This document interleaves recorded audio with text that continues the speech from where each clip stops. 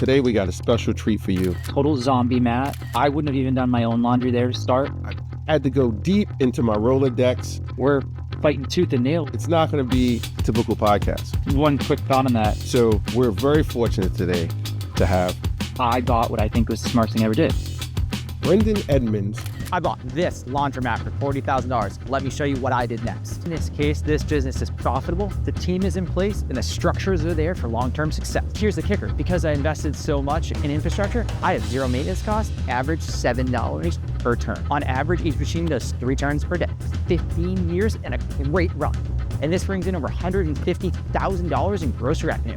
That's over $300,000 in laundry equipment alone. But I also did the floors, and because I bought new machines, my maintenance costs are almost zero, and I have happy customers as a result.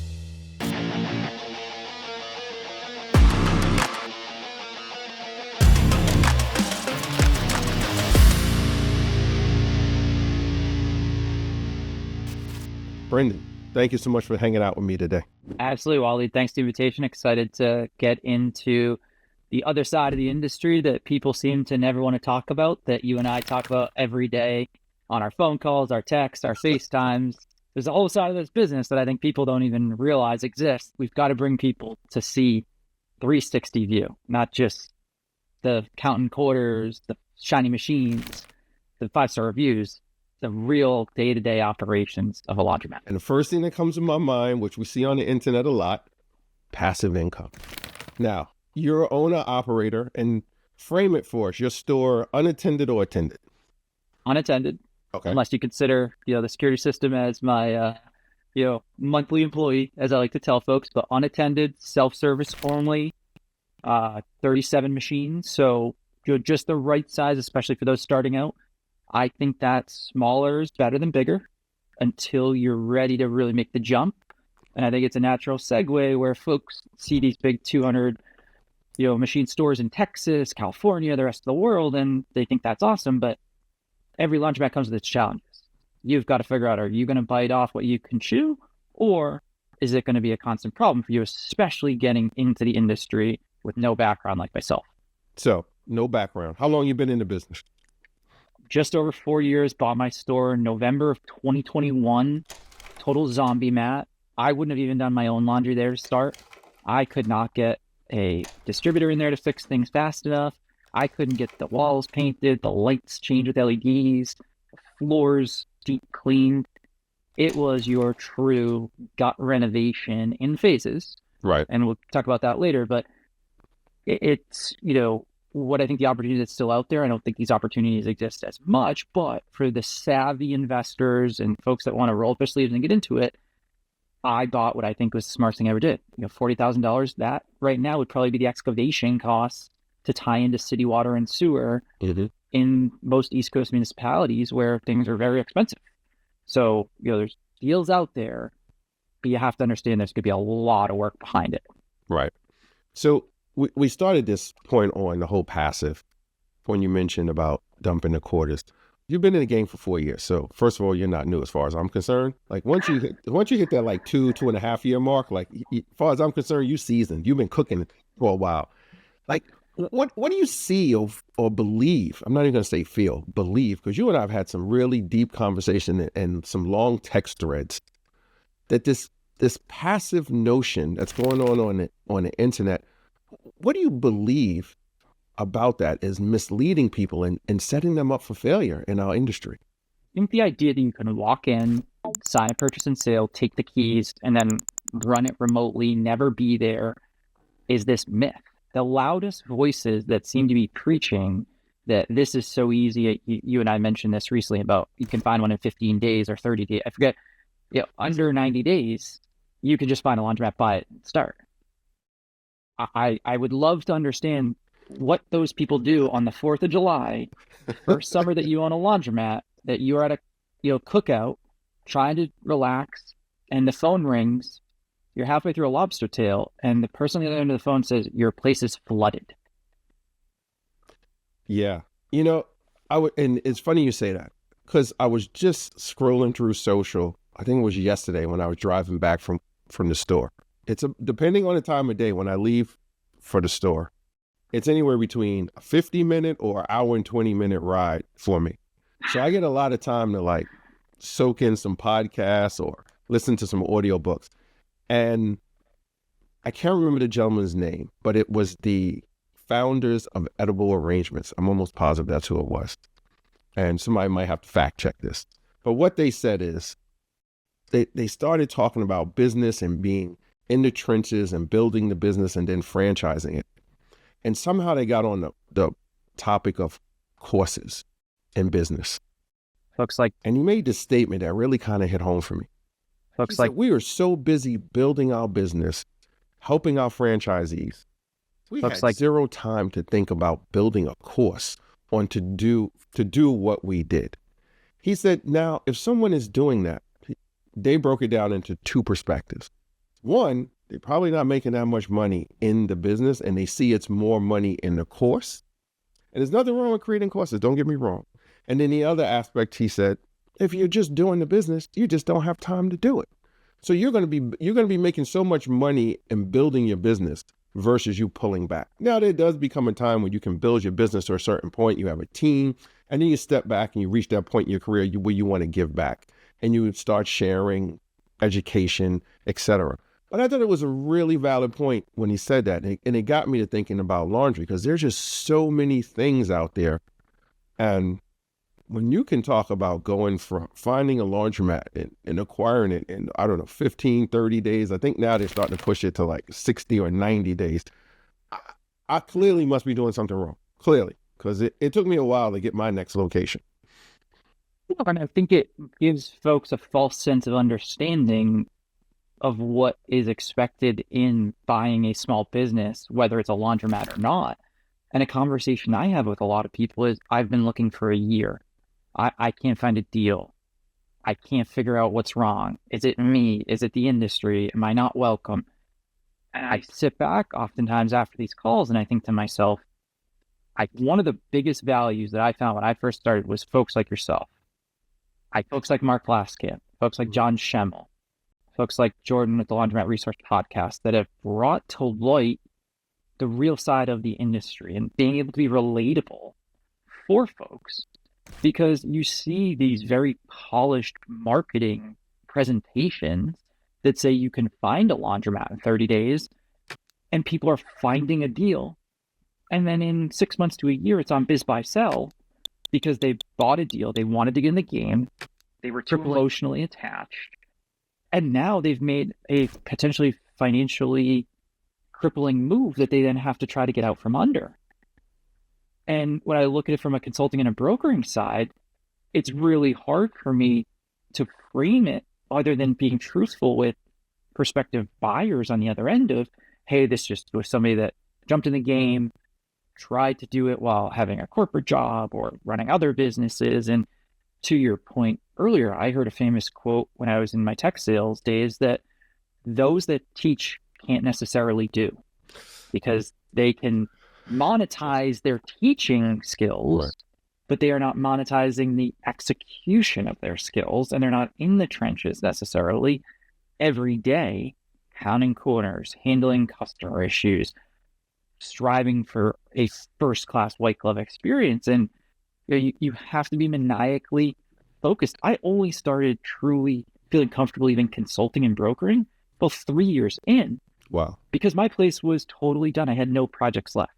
I would freely give advice. I would take calls with folks. And then I realized I am now in a position where I can feel confident that I can deliver a certain level of value to somebody versus you hear some of these folks, they've been in the game for 4 or 5 months out there, charging $500 an hour.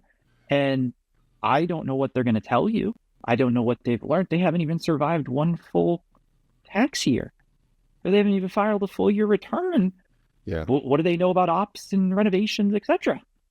Yeah. It's totally valid points. And let's be clear to our audience and everyone out there. We're not against getting coaching, consulting, or taking a course. Like, there's tons of stuff online. Like, I look at, and they're not a sponsor, this is not an endorsement, like Masterclass or Augment. They've got some interesting folks on there sharing knowledge in their industries and in their expertise. We're not against that. what we're talking about is just being careful and filtering that information, because the internet is a great tool, but it's also a very dangerous tool. And it's allowed people to consume information from various sources and then regurgitate it and package it as if they're the expert in it. And let's be clear, no one's the expert. And I'm putting that out there. I've been in this game for a while, and every day I'm learning something new. There's a new experience. And those who are experts are the ones who are smart enough to know there's still more for them to learn. So I just want to put that out there. I don't want people to think we're saying like you shouldn't call somebody to get a coach, to be a coach or a consultant, whatever term you want to use, or sign up for a course. We're just saying do the due diligence and dig in to see what has that person done? What are they really saying? Can you fact check it? Like, just make sure what they're saying is what they've done. If I tell you, hey, I've got a store, I built a laundromat that has done 30 turns a day, and I want you to sign up for my course that's $4,000. You probably want to figure out how to fact check if that store has done 30 turns a day, or reach out to people in that network. Like, just dig a little deeper is what we're really saying here. So just wanted to throw that footnote out there. So no, and I think one quick thought on that, your due diligence process isn't just the deal. It's who are you using for courses, coaching, support. I'm totally in favor of all that if they are folks that have a legitimate background. But I also think when you're looking at the deal, you're doing due diligence. You're doing due diligence on distributors. You're doing due diligence on your deal team. You know, your lawyer, your accountant, your bookkeeper, your distributor, your plumber, your electrician. Because everybody that you surround yourself, you have to make sure that, especially if you are paying these people and compensating them, they are the right person that's going to work with you. And the one thing I can't stress enough is having the right folks around you, especially post-sale. The distributor support's huge. Knowing that their service team is going to be there, especially if there's an issue with new equipment, or your plumber when the fan on your boiler goes out on a Sunday morning at 8 a.m. You got to be able to make that phone call when the Sunday is my biggest day. I had a plumber there in 45 minutes. Now, how many people can say that? Not many. But this is the due diligence of, do you have a team that can support me? Right. You're going to pay. It's part of the process is you're going to pay for this service. But if you lose Sunday's revenue, and that's your busiest day of the week, and in New England right now, we're fighting tooth and nail with the cold and 2 feet of snow we have, you can't afford to say, oh, I'll wait until Monday, let's go cold wash for a day. You don't have to be addressing these things as fast as humanly possible. Absolutely. Because you did the due diligence that they've got the staff to support you. Right. No, it's just so important. Having a team, and when we say team, we're not just talking about internal team, we're talking about full picture. Like you said, your HVAC, plumber, who's your technician for your machines? Because machines are down. People think, oh, machines down, and put an out of order sign on it. It's this thing I like to call unintentional blindness. You put one sign up, out of order. Then all of a sudden it leads to 2 machines being out of order. You're like, I'll get to it. Then there's paint chipping on the wall. And over time, it affects the experience and service you deliver to your clientele. It's so important. Those little things add up, and you need the people on your team who can address them quickly and correctly for you. You said something earlier when you were talking about, we were talking about your store. What's the square footage of your store? I'm going to put you on the spot. 1,500 square feet. Yeah. You said Texas and some of these other markets where people are talking about these larger footprint stores. What's your take on the narrative that's going on in our industry now about bigger stores? I look at it as I would probably prefer 5 smaller stores to 1 bigger store. And I'll tell you why. Okay. You made a post, I think today or in a recent newsletter, I forget if it was your newsletter or your LinkedIn, about your competition within a radius. Mm-hmm. You have the mega store in Texas. You still might have 3 competitors within 3 miles. If I can control everything within a 15-mile, why would I not have smaller stores? I could spread them out. Because these mega stores, you have a mega store with 200 machines. You have a full-time technician on staff. Oh, yeah. And they are commanding very high salaries right now because the skill set is not, the tide has not changed where you go back to the trades or let's get folks into the trades. It hasn't pivoted to that type of mechanical background. And I think it's going to get there when folks start to realize what a laundromat technician could make, especially privately. Yeah, even I mean, the rates up here, it's crazy what folks can come in to moonlight. Mm-hmm. $250 just to walk through the door. $150, and these are folks that just do it on the side. They might have another job, they might do whatever. But I look at it as I would rather 5 smaller stores than one mega store. That mega store's problems are bigger than everything else. I think about a boiler going down. A mega store like that's got potentially multiple hot water tanks. Yep. The HVAC system, the credit card system going down. I can shuffle folks to my next spot. I go down on a prime day. Unfortunately, a prime day for me right now is Sunday, Monday, Tuesday. Basically, Wednesdays are slow day, and it starts back up Thursday, Friday. But that's good. I can move people around. Right. I started off, my prime days were just Saturday and Sunday. But if you're at a big store, that's it. Oh, You've got that competition within the 3 miles. I'd rather have 5 smaller. You then can manage them easier in terms of, hey, let's run a promo at X location. If you're at one location, and these folks talk about, free dry or reduced wash prices or free soap or ozone or different ways to bring people in. I guarantee if you and I took 5 locations and we compared them against one mega location and we deployed the playbook that you and I talk about all the time about what we have done with our stores, we could beat that 200, 100 washer, 100 dryer store in Dallas, Texas, 3 ways to Sunday. Yeah. I mean, I've always had the mindset of 2 approaches. One is it's revenue per square foot. Like, how much revenue are you driving per square foot? Now, don't get me wrong. I like a nice size store, but I believe, and history will prove me right or wrong, but probably right, just not right now, that there is a square footage. And I've heard some bigger store owners start to mention it recently, who've been in the game longer than I have, you and I, and have a variety of stores. Like, I'm talking like they're over double digits. And they said, yeah, we finally realized that there's a point where you overbuild a store and it's a negative, it's not a negative return on revenue, but it almost just hits this plateau. And in my head, I was sitting down thinking about it. And then I had a conversation with my brother and I was just like, they're just realizing that? And we've looked at it and we've realized it pretty quick in the latest projects to say, the sweet spot, and everything is based on region and demographics. Let's be absolutely clear about that. But I see that sweet spot is somewhere like around maybe between 4,500 square feet and maybe 5,500 square feet, depending where you are.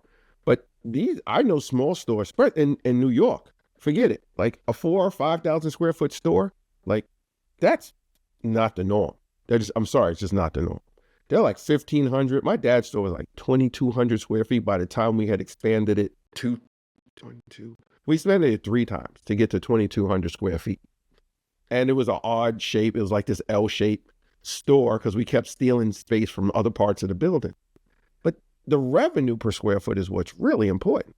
I shared a piece about Cheesecake Factory compared to Chipotle. Chipotle cranks out way more revenue per square foot than Cheesecake Factory. 2 different models, and Cheesecake's a huge, they're huge footprints. Massive.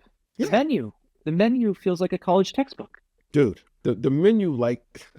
overwhelming. I don't know how people do. How do you decide, and how do you have quality? I'm like, give me French fries. Like, that's it. I don't know what to choose. Just give me a burger with fries and a Coke. I don't need the 75th page where is this something frozen that you're going to quickly defrost and throw out? Because at that point, nothing's fresh. We both know that. It's an But to your point, I look at a mega store in Texas that I've been in, and I've been into them all over the country. You look at some of the wasted space. You look at the fact that you are going to have folks back to back. You're going to have congestion even in a mega store. Mm-hmm. Because when you think about the infrastructure costs, you still have to lay that pipe the same way.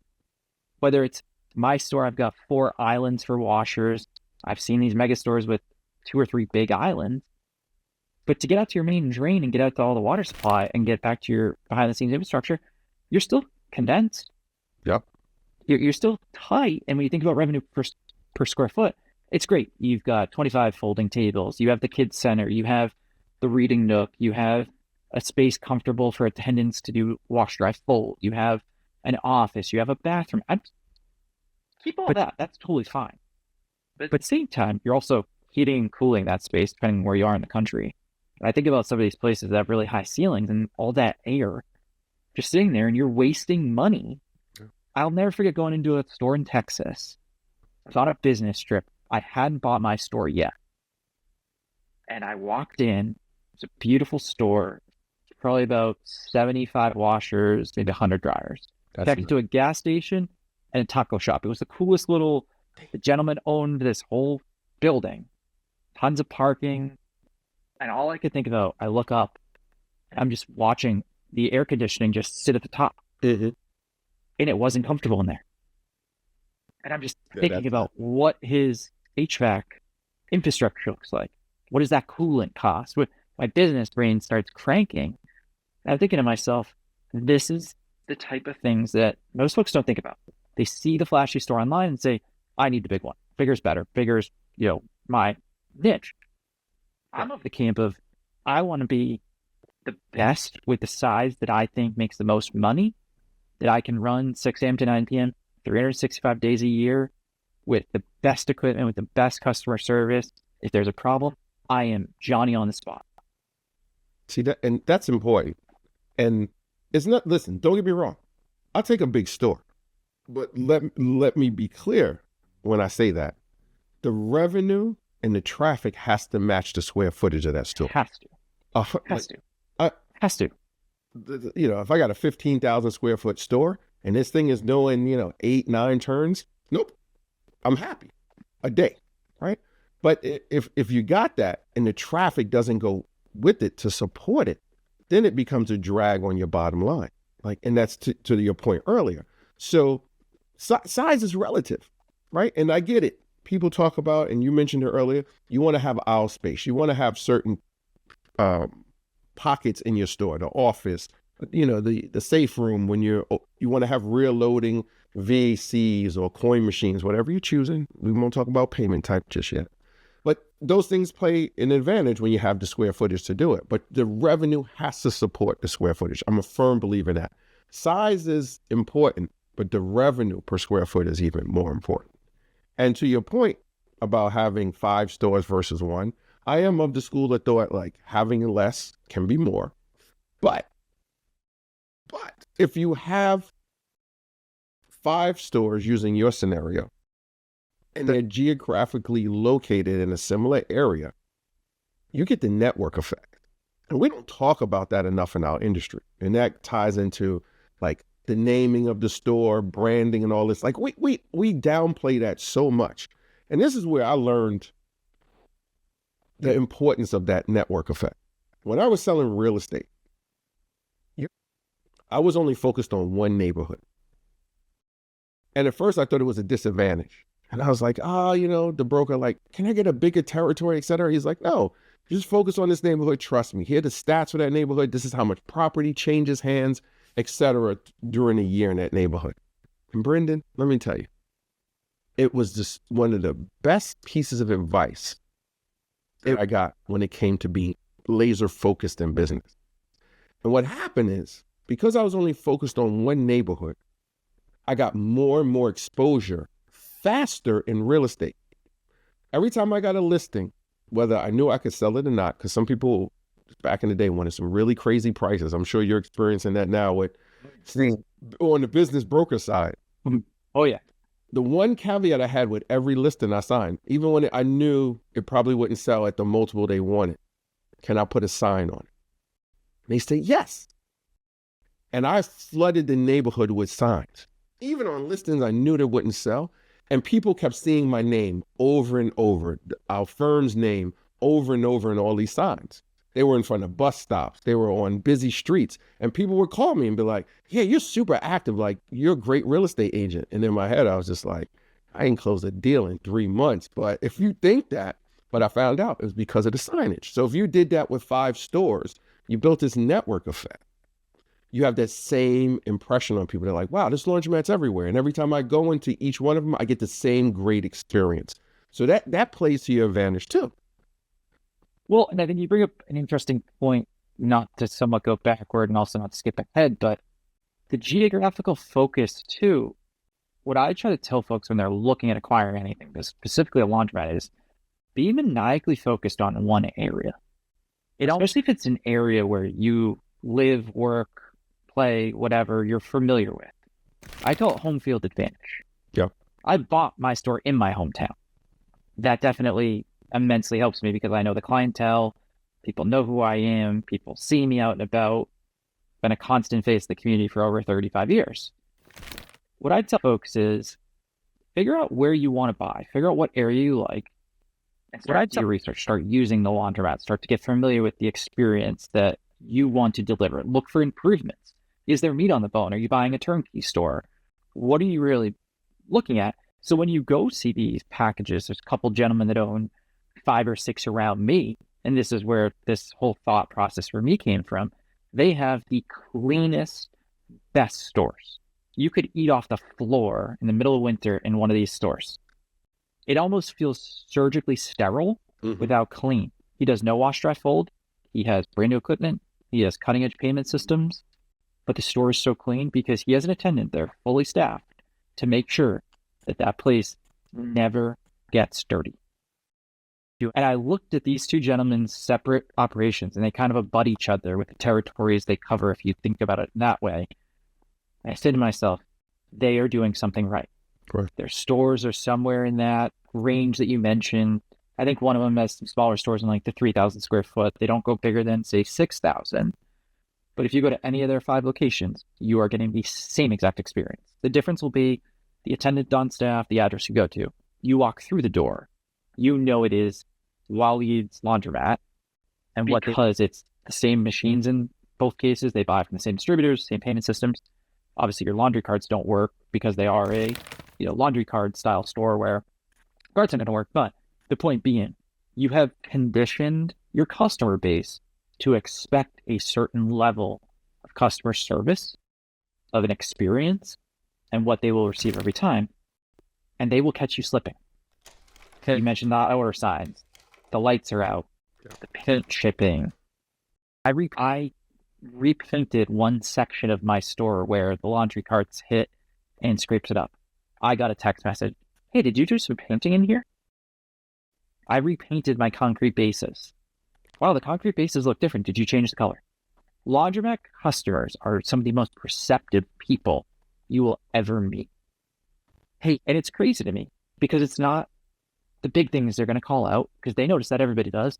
It's the little things. It's, hey, thank you for having cleaning products so that I can wipe down and sanitize the folding table every time I use it. Yep. Hey, thank you for having a wet mop so that, if there's a mess, we can take care of it.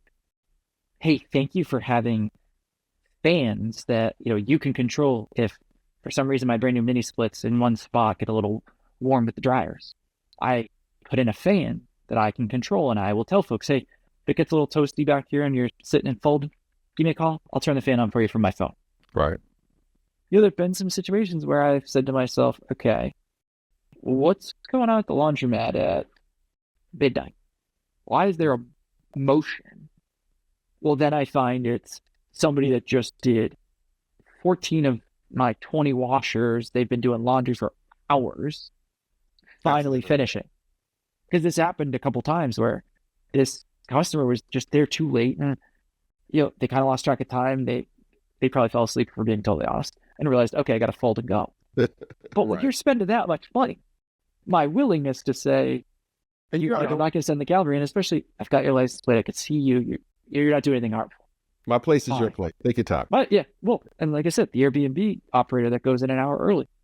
And You you're wanna go in- unattended. So it's not like you're burning labor costs with an attendant waiting to rush out the door. So My biggest problem is making sure my cleaners know if they're going to go in at night or to go in the morning. and you're I know cleaners can work around this so that it works for everybody, but I look at it as that Airbnb operator then goes to some other laundromat. They cut a deal. I'm now out that maybe grand a month customer. yeah, that's important. So Now I'm like, hey, can I buy you soap? Can I give you Right. dryer sheets? If I can get access to stuff you can't, how can I help you?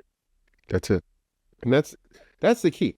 Remembering to always say what's in it for them, and then try and help them get to that thing that they want. And this is where people get it twisted on our side, owners, operators. That's not customer service what you're doing. That's experience. That's hospitality. To have it where someone could reach out to you and your store is fully unattended. So you've got in my house. right. I'm not there. I'm in my home office. Right. You mentioned security earlier, the cameras, and you have a mechanism for people to reach out to you. And in that moment's notice, you can adjust the temperature to make it more comfortable for them. Like, people don't forget that. Like, we get hung up on, now you got me riled up. Now I'm about to go on a rant. You got me, we get hung up on, here's a conversation my brother and I had the other day. And it never stops because we'll ask everybody. Do you think our clients know the name of the machine? They'll notice the name and brand of our washers and dryers before they notice you painted the base. You put a fresh coat of paint on the wall. You put brighter lights in. You updated your signage. Which do you think they notice more? They could care less about what the machine is. As long as the machine takes payment, runs as it's supposed to, and they're in and out of there in an efficient amount of time, I am a firm believer that I could debadge every single one of my machines, and I could put my own, just Joppa Laundry. I could stick this logo on them. I've got the little disc with the name and the machine number. Please don't overload machines, right when they put their credit card on the tap or the coins in. Right. I could just completely remove that. Because people aren't going to a laundromat to use a certain type of machine. Now, there are people that are like, oh, I like a type of machine. Mm-hmm. But this is not buying a car or using things in your own home. It's, I need to wash a big blanket because it's, earth-shatteringly cold in New England. Are you not going to use a Speed Queen versus a Dexter versus an Electrolux because you are a Ford or a Chevy or a GMC or Toyota truck driver? You could care less. And where I'll go even further with that is when I first bought my store, my dryers were older than I was. And this used to be my one-liner with folks. My bisque off-white Speed Queen dryers were older than I was. They ran until they were ripped out 3 years ago. Now, whether it was low, medium, or hot heat was depending on the day, depending on the weather, depending on the air ducts. There's a lot of factors, but they worked until the very end. Right. And people continued to use them because they were reliable. Did other operators and owners have newer equipment than me? Absolutely. Especially until I got renovated and redid everything. But people want the reliability. One of my differences too is I don't do wash, dry, fold. So I'm not competing with you for the machines. And what I think with smaller stores, folks really need to take a step back as owner operators and say, am I competing and monopolizing big machines to the detriment of my customer base if I am doing wash, dry, fold during business hours versus off hours? Yeah. And it's controversial. I've had a lot of people get upset with me because I will tell them, you can't just have your wash, dry, fold using all the big machines. If you are going to market an 80-pound washer or a 75-pound dryer, that's awesome.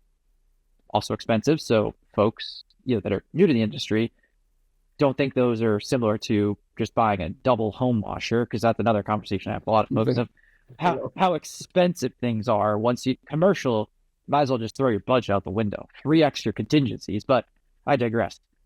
If you're only using that for wash, dry, fold, and I come in because you have an 80, and I can't use it, and I'm sitting there, and I got to break it into 240s or a 60 and a Horizon or, a top loader. What customer experience are you delivering? And we talk about revenue per square foot. Yes, you are making more money on that wash, dry, fold order. Maybe. Nobody's going to.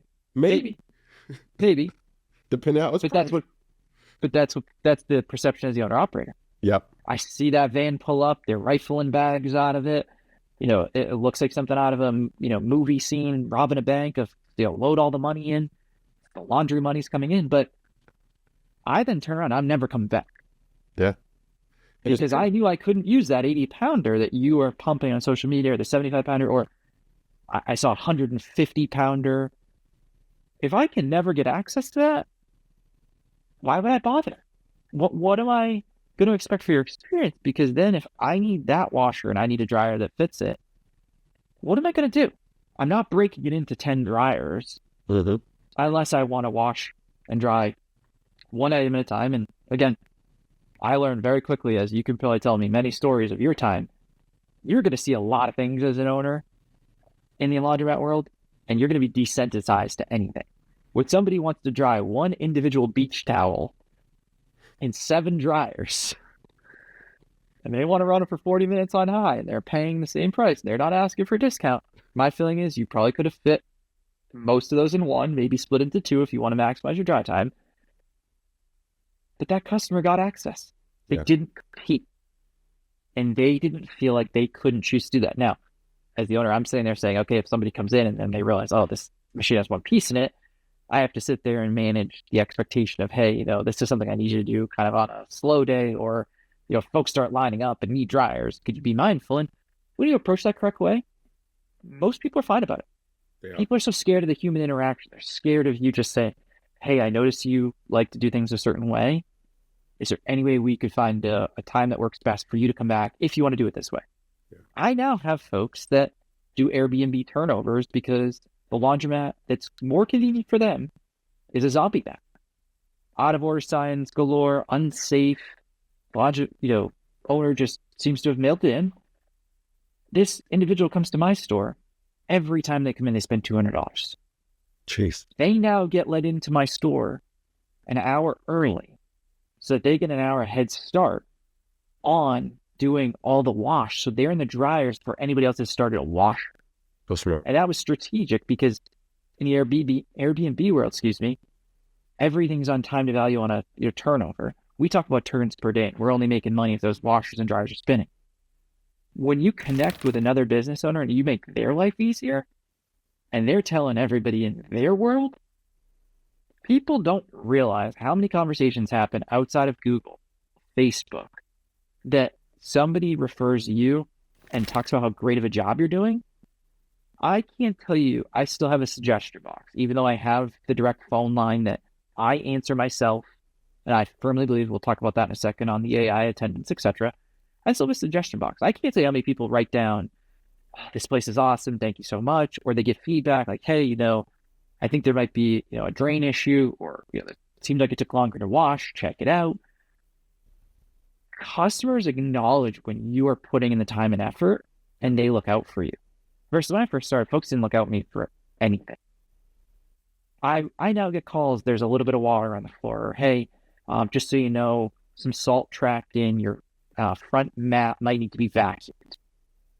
I hop on over there as soon as it's convenient, and they're looking out for you. And I think the big thing, and I'm not against AI, AI is going to help make our lives easier. I'm a firm believer in that. I go to ChatGPT if I go to Google now. But I think a lot of my value and how I approach the customer base is I am answering the phone directly. Even if it's a question that I have signage about, or even if it's my hours, or, something that they may be able to find. I'm a firm believer in them interacting with me directly. Yeah. So that if there is a problem, especially with understanding the credit card holds and people trying to figure out, oh, I only spent $5, why is the hold for $15? I have the signs up. I still take it and treat it the same way of, hey, if you have a problem, before you do a chargeback, please call me directly. I will cut you a check. I will bring you cash. I will Venmo you, PayPal. I will send a carrier pigeon because I want folks to know that I take it so seriously that minor inconvenience to them, to me, is I look at it as I can't afford to have a chargeback because, as we both know, it's crippling. Right. You lose twice. But then I look at it as that customer then goes and tells their Mahjong group, oh yeah, I lost $10 or I was overcharged. Well, actually they weren't, because in 24 hours, it corrects itself. It gives them the right amount. You've lost that customer. You've lost their network. And then every time they can, they're saying, don't go there. Yeah. They steal your money, or the network. That's important. And it goes back, and I look at the network, I look at network alchemy as a huge thing. I recently got introduced to a gentleman. He just reached out and said, hey, I'd love to chat. It turns out he now has opened multiple doors for me based on my store, my social media, and how I operate. And people don't realize how interconnected everybody is when you build in public. One of the big things you and I connected on early on when we first started chatting was you're very much out there in the streets talking about laundry, talking about your operation, talking about what you're doing, hosting the Laundry CEO Forum, hosting conversations like this, your newsletter.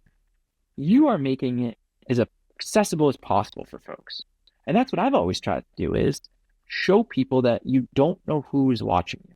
You don't know who's out there lurking. You don't know who's coming through that door using your store, that it could have been a situation in life where they needed a laundromat for something, or you were nice to them and greeted them when they were having a terrible day when you happen to be in the store.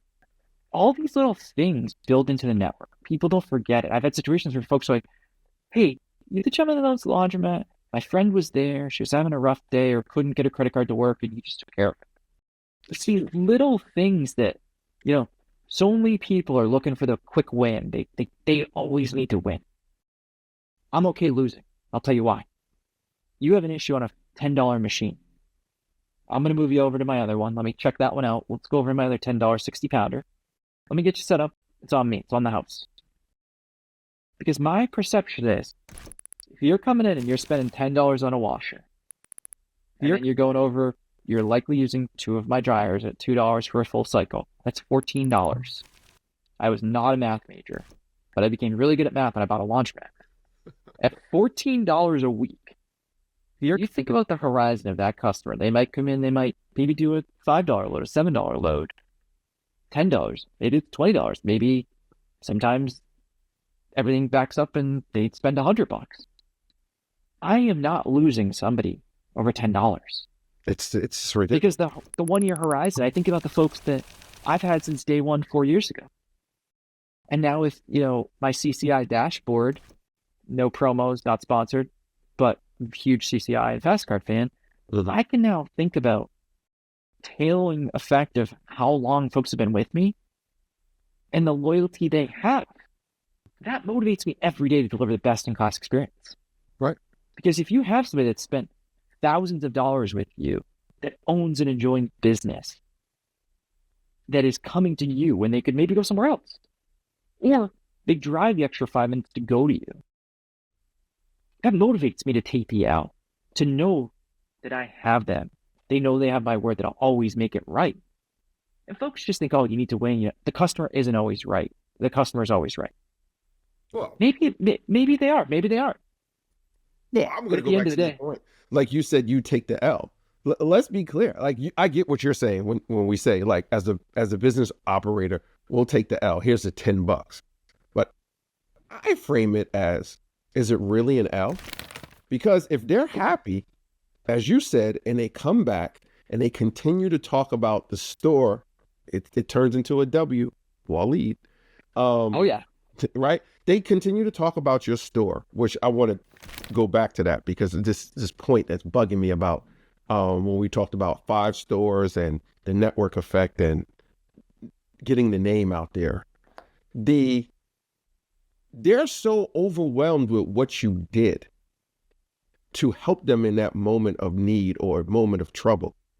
In my mind, they connect it right away to another bad experience they had. And I always think, if they're having this trouble in our store, have they ever experienced this in another laundromat or with another laundry pickup and delivery service or whatever it might be?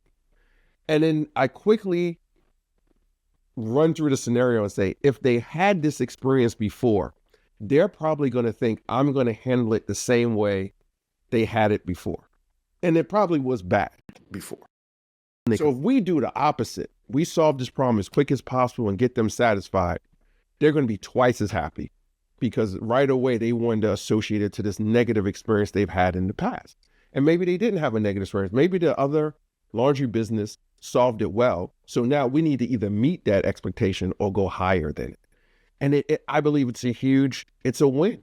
And like you said, it's an L in that moment. Yeah, $10, but so what, right? And I see this, and I don't know if our industry has just conditioned us over time, or I'm not going to say us because there's you and I and our audience who's listening to this and who are in our community. They think different about this, but the industry as a whole has just pumped this message out to just be like, you've got a nickel in. Like, I used to watch my dad do some stuff and I'd be like, Dad, really? Like, we're going to waste this time over a nickel? Like, we could have just done X, Y, and Z and made $2. But it's conditioned people to look for the nickels and dimes. And I'm not saying don't respect the pennies, don't respect the nickels and the dimes, because they add up to dollars. But when it comes to a client's experience, don't nickel and dime. Like, I think it's the Ritz-Carlton or one of these major hotel brands. They have a rule where anyone on the front line who's interacting with their clients has $2,000 leeway to do whatever they can do at that moment to make that client happy. Like, imagine if we instituted that mindset in our stores to say, if you were attended, but you're doing the same thing yourself, right? But let's just say you said, listen, you've got 10, 15, or $20 to do whatever it takes to make that self-service client, and we'll stick with self-service for now because wash and fold is different. You've got 10 to 20 bucks to make them happy. $10 in a self-service environment can make people really freaking happy. And it's not over the top for us as owners and operators. It's a huge opportunity. Huge. So I agree with you. I'll give you a simple one on that. There's a gentleman, good family friend. He lives overlooking a laundromat. Oh my gosh. He drives 7 minutes to my laundromat.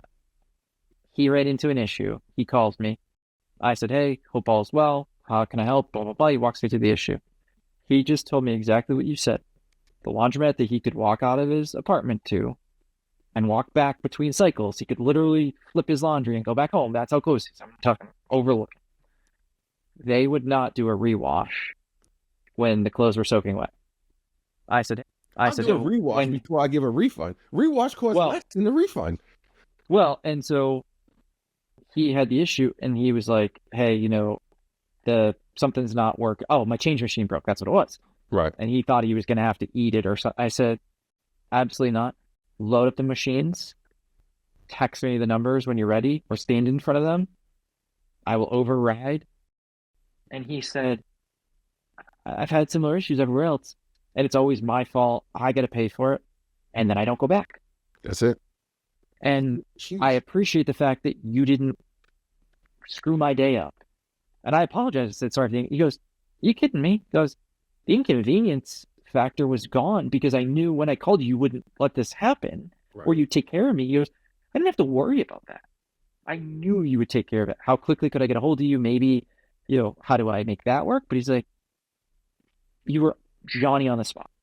Okay. From wherever I don't even know where I was. I just pulled over on the side of the road and took care of it. Right. And I mean, we have to acknowledge, like, because I'm sure there's always someone out there who's a bad player. That's across 100%. The board. Anything. There are people who are going to abuse it and take advantage, but you begin to identify those individuals over time, and you make note, and you come up with an internal system for yourself or your team to weed out those bad apples. But the mistake we end up making is we create all these rules, policies, and negative frameworks because of a couple bad players. If you got 3% of the population who are bad players, and you're creating all these frameworks that are negative and regulations and policies because of them, the other 97% gets penalized because of these 3%. Like, that is crazy for us to think that way. So we're not saying by any means like, oh, just give the money away. Like, there are people who are going to be abusing the system. Always log it. Always. Right. I log it. So what I do is I save their name or whatever I can identify them on in my phone, just so I know, because I try to answer. First, if I know somebody's name, I save them in my contacts. We can talk about that in a second. But I go in there, and in the notes section, I say $10 refund or $10 rewash on number 1 on X date. So that I can know, okay, this is somebody that's constantly coming back. Right. Or this is somebody that had one-time issue. The issue was legitimate. The fill error came up. I reset the machine, ran a cycle, fills fine. But to your point, you can identify that very quickly. You don't want to be a doormat, but you need to be accommodating That's it. And to the other side of that, a lot of folks, especially for me where I'm unattended, people don't expect me to answer the phone and know them by their first name.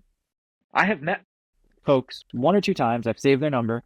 I have customers I've never met for various reasons in 4 years. But when they call, hey, Waleed, how's it going? How can I help? Is everything okay? I bet you they're blown away. It's just silence. It's almost that movie scene where you're waiting for the dramatic pivot, but it's, I know who they are. Or they text me and I'm on it. We had the blizzard here. I stayed open. I had plow guys going in to, dry their gloves, jackets, whatever. I would have folks text me, hey, you open, my husband's out plowing. He needs to dry his equipment. I hop right in, we're open. Right. So and hey, by the way, hope your husband's safe out there. If he needs to warm up or anything, tell him to swing by. It's huge. Like, it's huge. The human effect is, I watched my manager do it at, well, she's not with us anymore, but a previous manager, she would do it. And we had a client come in to drop off clothes. And she mentioned she was pregnant when she dropped off that time. And then we didn't see her for a couple months. She didn't come back because clearly she was having a baby.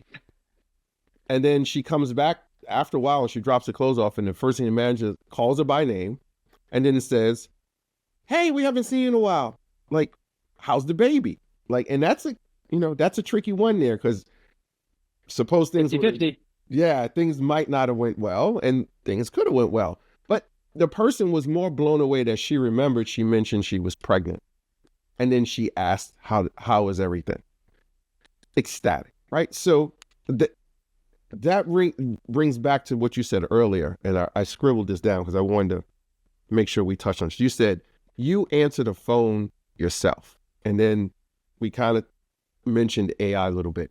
So why do you choose to answer it yourself versus using one of these AI systems to answer the phone? The personal touch of me being unattended. I want folks to know I'm all over it. So my thought was, if I'm not going to be there, sitting here talking to you, running other things, meeting with different folks every day, I want them to feel like I'm there. Right. Because when I flip the cameras on my phone, I'm talking to them or working through a situation or I'm helping them through something. The AI attendants are great. My thought process is, yes, might it reduce the $15 hold question that comes up 2 to 3 times a week? Might it filter out the spam calls? Might it filter out, are you open today? What are your hours? Those things. But I'd rather also say to them, hey, is there anything else I can help you with? Or is there anything else that I can pick up? Why are they calling? Did they not see something on my website, my Instagram, my Google reviews? Folks calling, what size machines do you have? Or what's your pricing? Or different things where it gives me an opportunity to start that relationship with a prospective new customer or an existing customer. But I also look at it as typically a lot of the calls I get are new customers. It may be their first time at my store. Mm-hmm. How do I help them understand who I am right away and how I operate when they're not seeing me in the flesh? Right. And I think the AI piece is great because could I tune my voice? Could they think they're talking to me? But then they text me and it's still me. They see how I talk. They see how I operate. I feel strongly that this is such a people business. People do business with people. They want to feel like they are the number one customer. They want to feel like if there's an issue, take care of it. They want to feel like they're supporting good people in the community. They want to feel that, I call it the flywheel effect of, I do something for someone, then all of a sudden I'm like, oh, something random shows up or somebody random calls and says, hey, I'm so-and-so. I heard you're the person to talk to about X, Y, and Z. This just happened the other day. I gave somebody an introduction to my air duct cleaning service. That turned into 3 doors opening for me. That turned into my air duct gentleman calling back and saying, what other laundromats do you think I'd be good for? How far do you want to travel? Because every single laundromat needs their air ducts cleaned. And that's, a small thought for all of you, especially folks that are new. This was not something I thought of when I first bought my store. There were 2 sleepers that I now, when I'm consulting for folks, talking about brokering, anything, the air ducts being cleaned and the drains being jetted. They are 2 things that folks sleep on completely because it's not anything else. Sometimes it's a specialized service. Sometimes your plumber might do it. Sometimes it's something that the old owner operator has done. But when you think about filing an insurance claim, you have a fire in the dryer, you have a pipe burst. These are things that folks want to know that you have records of. But that's another service provider that's out there. Oh, hey, I heard so-and-so's getting ready to sell his store. Hey, so-and-so just mentioned these 3 things are about to happen. I thought you should know. You now have eyes and ears everywhere that you didn't expect. I'm big on buying. When I have folks come do any type of work for me, not only do I treat them as if they are the CEO of Alliance, Dexter, or Electrolux, Laundrolux, I buy them lunch. I show them right where the bathroom is. They have my personal cell phone. I show them where everything they could need to be. People wonder why, in situations, I have folks there right away. I have folks that are referring me that I don't even know who they are. I got a phone call the other day. I was at an open house on Long Island. Laundromats came up and somebody showed me your Instagram and said to call you. I have no clue who on Long Island did this. And this has happened. This is just a recent example. A plumber reached out to me because he needed help with a plumbing situation on how to design a trough. I connected him with a plumber that I know does trough design. You never know what's going on in all these other rooms. Don't give them a chance to go somewhere else or even take a swing by your computer. Don't open that door of, the store up the block from Waleed. If I walk an extra 5 minutes, near example, I've got my little cart. I'm in New York City. That new store opens up around the corner. The store will want to give people the opportunity to try to go, see what's on the menu, see if they like the appetizers or see if they like the ambiance. Right. You want to keep them so focused on your operation. They're welcome. The example you gave about the, manager acknowledging for us, that's the stuff people never forget. They go to that next place. Sure. Maybe they get that once, the store, and it's gone over. That place offers free drive for the first month. I see this on Facebook all the time. All these new store promotions or folks, trying to get ahead of threats from bigger stores. And I say to myself, look inward first. How can you be the best you can be? Because when free dry ends, or free soap ends, or when they discount the machines between 6 and 8 a.m. because they're not getting traffic, time of day pricing. When that all ends, what's the difference between you and that? Now, you've got old machines, cash only, dingy, blah, blah, blah. They're going to go to the new place. But if you're running a great operation, people see through those promos. How can the people aren't talking about in our industry, which is, I got to make note of this, because we need to have this conversation at the forum this year. People don't talk about the psychology of these discounts, like this free dryness, what that does to human behavior, what is the consumer's thought pattern, etc. And what are we, in a lack of better terms, training them for with those signals? What kind of behavior are we eliciting from them? Because I know of people who do pick up and delivery laundry, and they said, I wait for X, Y, and Z, I won't put them on blast, to run their promotions before they make an order for their pickup and delivery. And I was like, tell me more about that. They was like, oh yeah, I figured it out. Like, they do a promotion like X number of times a month. And they're like, I'll just let my laundry back up. That time period, I've worked it out, and I place an order in, and they said, like, I end up saving X amount. It has not made that individual. I'm not saying that one person is a case study for the whole industry, but it's interesting. And again, we go back to data. We don't have the data. We're not doing studies on things like that in our industry, right? Which is a whole nother conversation. But this person has said, I'm going to hold back on people. Wait. It hasn't trained her or elicited a behavior from her to say, because I got this promo this week, now I'm still going to make a regular order the next week. No, she's holding out till 2 to 3 more weeks when the next promo hits, and then she makes an order. Now, I haven't done the math. I don't know if she's really saving money or if the other company is losing money. The point is the behavior. And that's what's so important for us as operators and owners to understand the trends in behavior.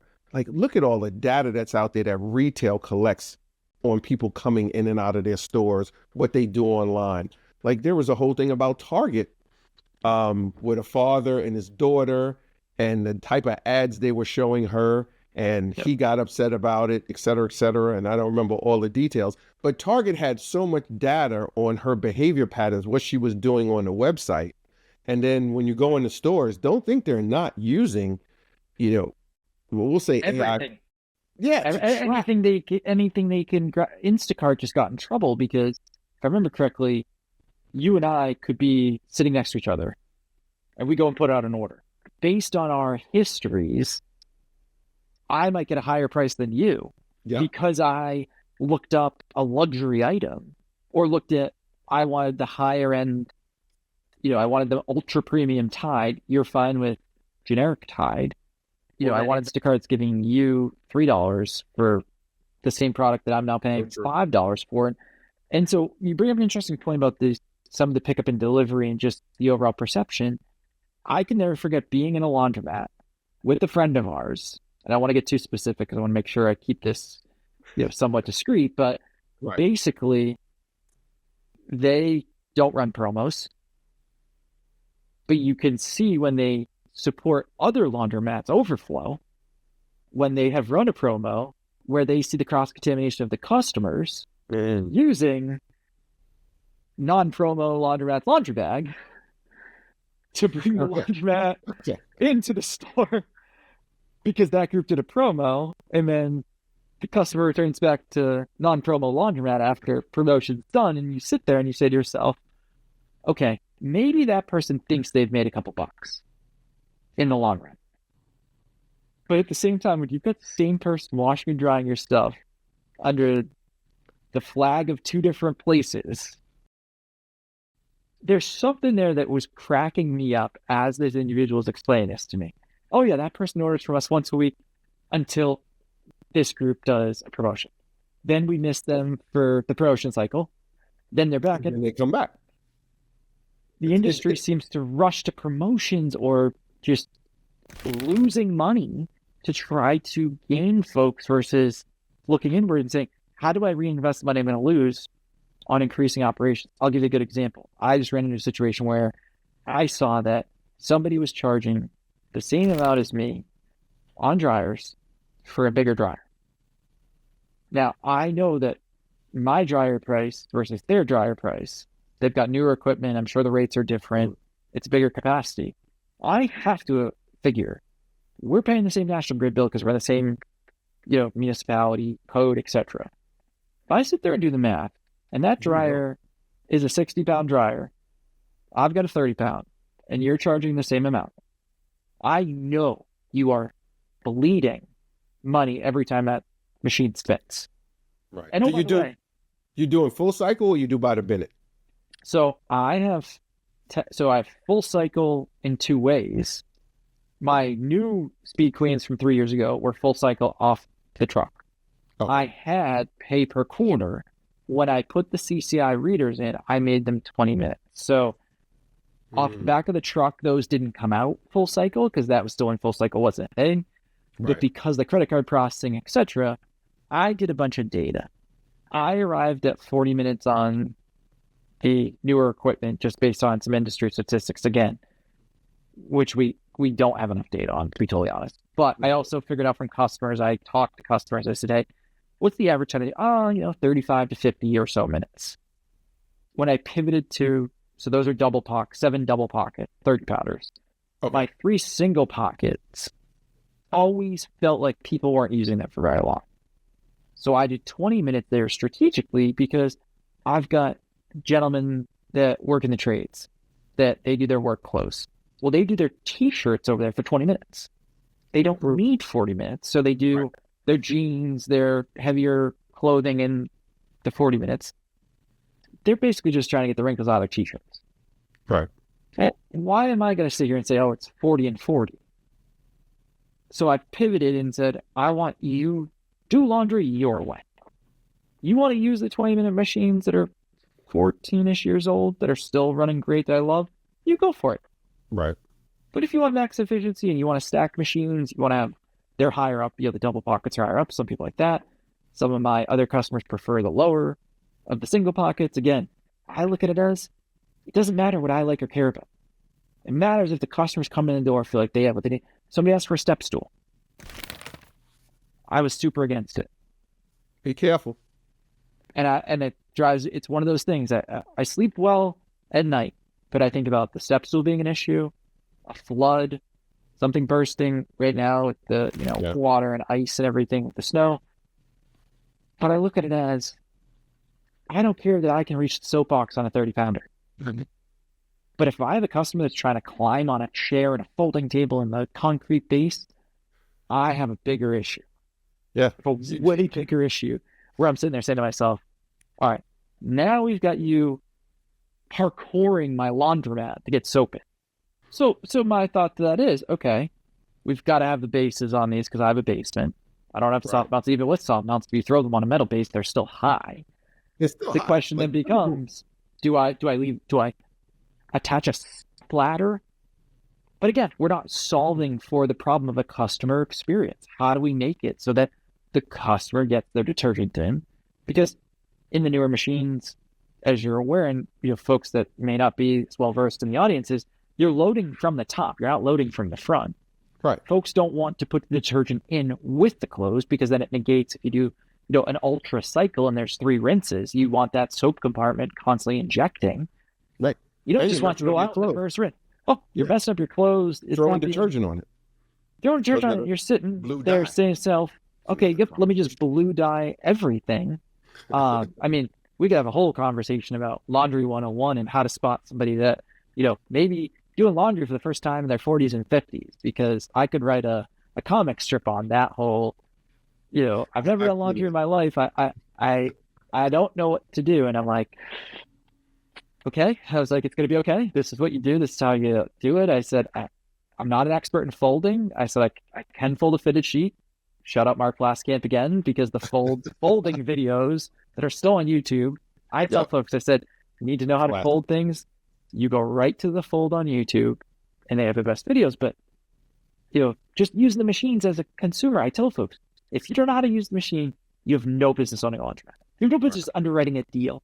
If you've never been in a laundromat before, or you haven't used one in your life, or you don't even want to use it, if you think you're above it, you do not even deserve to take a look at a deal, in my opinion. Got it. Well, we'll wrap up this conversation for today. There will be many more after this. Thank you so much for checking out this episode of the Laundry CEO Podcast, Leadership Conversations. I had a great time in the conversation with Brendan. Hopefully you did too, and got a lot of good nuggets out of it that you can apply to your business, or maybe just impact your thinking about laundry. Check out everything down in the show notes for any resources that we mentioned during the podcast. And don't forget, sign up for Wash Weekly.